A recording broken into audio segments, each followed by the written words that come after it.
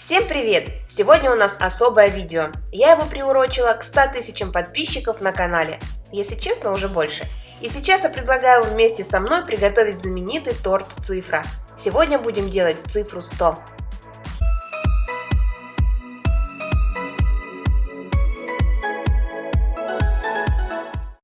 Приготовление торта давайте начнем с крема, так как в его основе будет ганаш на белом шоколаде, а ему нужно будет определенное время постоять в холодильнике. Итак, нам нужен белый шоколад. У меня он в большой плитке весом 1 кг. Для данного рецепта нужно 400 грамм. Измельчаем шоколад на более маленькие кусочки и пересыпаем в высокую емкость. Шоколад используйте хорошего качества. Колебаут и Метрошеф меня никогда не подводили.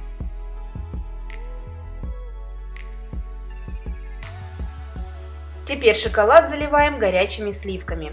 Я подогреваю их в микроволновке импульсным способом по 30 секунд. Сливки должны быть очень горячие, но ни в коем случае нельзя допустить их закипания. Пробиваем все погруженным блендером до состояния эмульсии. Теперь накрываем ганаш пищевой пленкой в контакт и ставим в холодильник на 8 часов. Его лучше всего делать накануне, за день до сборки торта. В принципе, так же, как и тесто для коржей. Коржи для торта «Цифры» я всегда делаю медовые. Для их приготовления в кастрюлю всыпаем 160 грамм сахара, добавляем щепотку соли, вбиваем 2 яйца и вливаем 80 грамм меда. Мед используйте тот, в качестве которого вы уверены. Венчиком перемешиваем все до однородной массы.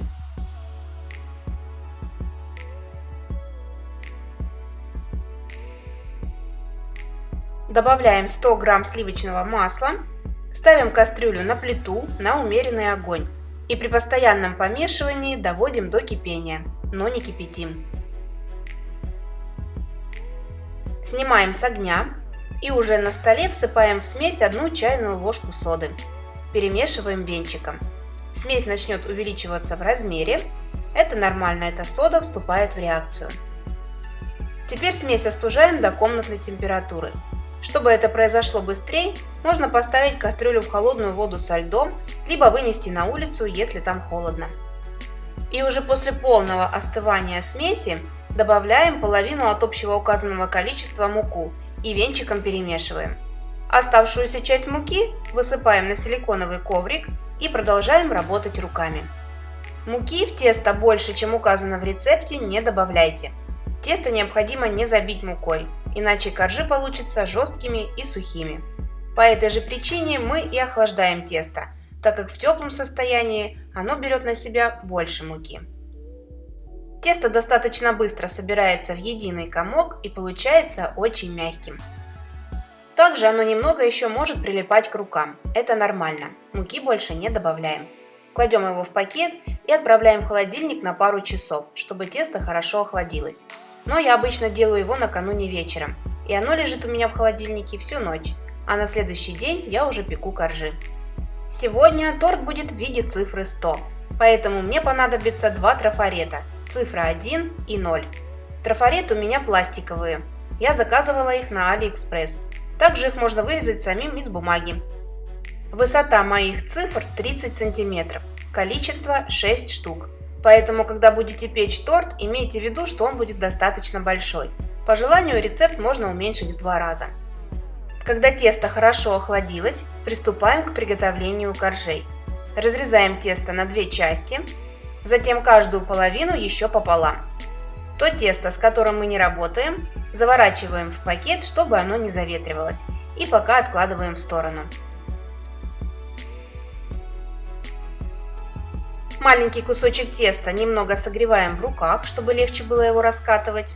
Кладем на бумагу для выпечки и сразу на ней раскатываем тесто в пласт толщиной 3 мм. По необходимости тесто присыпаем слегка мукой, чтобы оно не прилипало к скалке.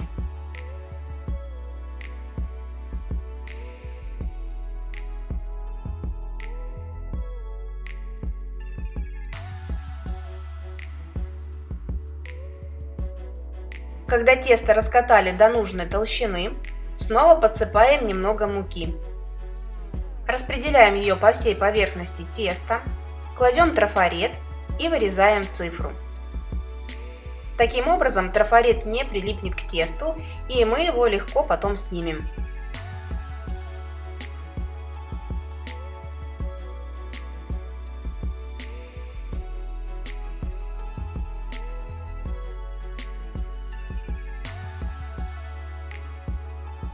Обрезки теста убираем, снова формируем их в шар и раскатываем в следующий пласт. Трафарет убираем и цифру часто накалываем вилкой.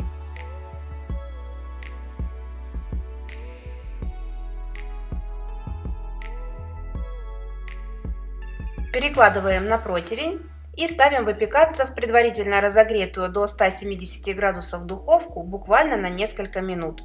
У меня каждый корж выпекался ровно 4 минуты. Не передерживайте их в духовке, иначе они могут потрескаться и стать твердыми. Пока выпекается один корж, я успевала раскатать и вырезать следующий.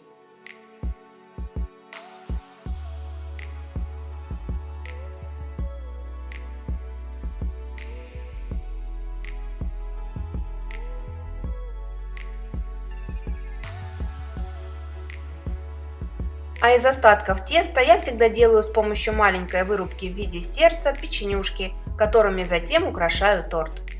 Мы с вами на канале уже приготовили очень большое количество разнообразных и интересных тортов. Красный бархат, 3 шоколада, муссовый торт Баунти, Рафаэлло, шоколадный бархат. Если вы пропустили рецепты, ссылки оставлю в описании под видео. Приготовить такие торты у себя на кухне совсем не сложно.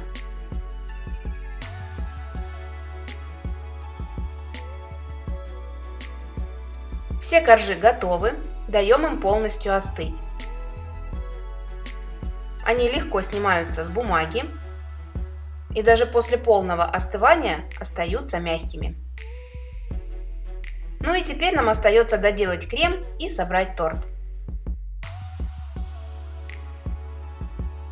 Ганаш простоял у меня в холодильнике всю ночь. Снимаем с него пищевую пленку. Посмотрите, насколько хорошо он загустел. И по консистенции теперь напоминает сгущенное молоко.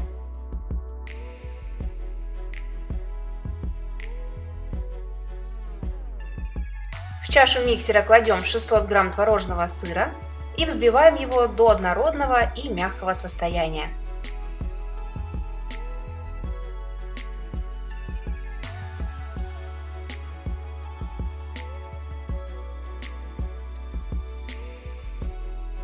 Обязательно остатки сыра или крема счищаем со стенок чаши, чтобы крем в итоге получился однородной консистенции. Теперь к холодному сыру добавляем холодный ганаш и взбиваем их вместе на умеренной скорости до пышности.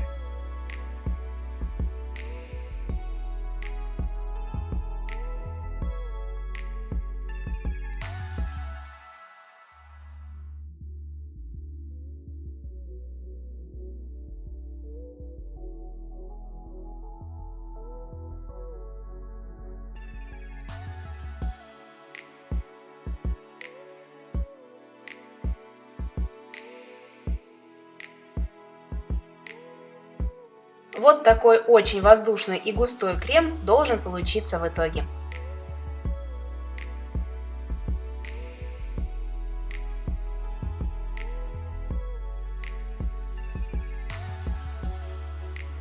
Крем мы будем отсаживать на коржи с помощью кондитерского мешка и круглой насадки диаметром 8 мм.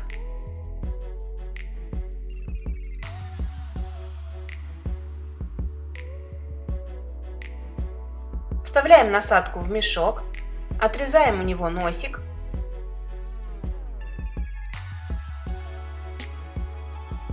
и закручиваем вторую часть насадки. Кондитерский мешок вставляем в высокую емкость и перекладываем в него крем. Проталкиваем его вперед, чтобы избавиться от пузырьков воздуха, и начинаем сборку торта. На подложку или сервировочное блюдо наносим небольшую каплю крема и кладем первый корж. Так он приклеится и не будет съезжать в разные стороны. Цифру перекладываем очень аккуратно, чтобы ее не поломать. Отсаживаем крем на всю поверхность цифры в виде маленьких капелек. Старайтесь, чтобы они были приблизительно одинакового размера.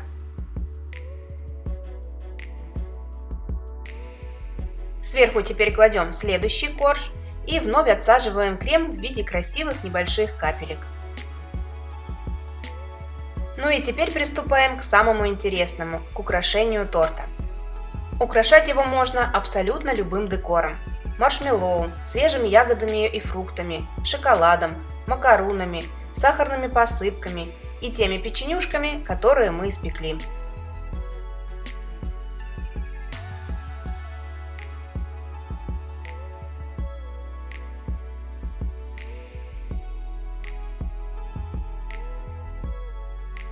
Если вы в своем декоре используете свежие ягоды и фрукты, советую их покрывать кондитерским гелем. Так они не будут заветриваться и приобретут красивый глянцевый эффект.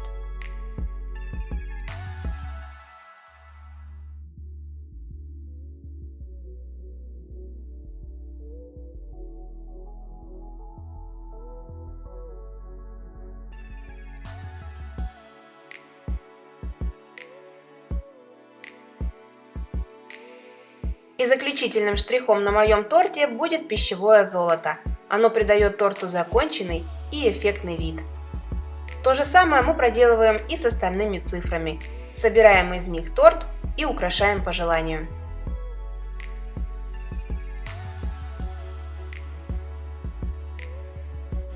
Такие тортики могут быть не только в виде цифр, но и букв, например, инициалов именинника или даже его имени. Кроме того, очень популярны такие десерты в виде сердца. Пробуйте приготовить сами, это не так сложно, как кажется на первый взгляд. Но таким тортиком вы точно удивите и своих родных, и гостей. Если понравился мой вариант приготовления этого торта, поддержите меня пальчиком вверх, мне будет очень приятно. И если вы еще не подписаны на мой канал, подпишитесь прямо сейчас и присоединяйтесь к нашей большой кулинарной семье. Будем готовить вместе!